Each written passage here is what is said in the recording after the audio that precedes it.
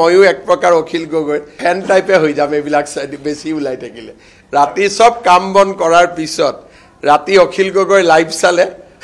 মনটো পাতলি যায় পৰহি দিনাখন মোৰ কোনবাই মোক কলে বোলে তো দাদা হাৰে আছে নেকি বোলে হাৰে আছো বোলে এটা পঠাই দিছো আপুনি চাওক বহুত হাঁহিব পাব তাতে এটা মই দেখিলো অখিল গগৈ ফেসবুকত তেওঁ লাইভ কৰিছে আৰু জুনে তেওঁৰ এগেইনষ্টত লিখে নাম ধৰি তাক গালি পাৰি আছে একদম মই নিশ্চিত যে অখিল গগৈৰ কিবা এটা হৈছে কিন্তু কি হৈছে মই কোৱাটো উচিত নহয় এটো আপোনালোকে নিজে নিজে আন্দাজ কৰক এই অমুক তই অমুক কৈছ যি ধৰণে তেওঁ কৰি আছিলে মই গুটে ৰাতি হাঁহিছো গতিকে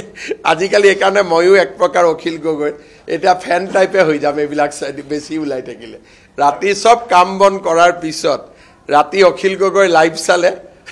মনটো পাতলি যায়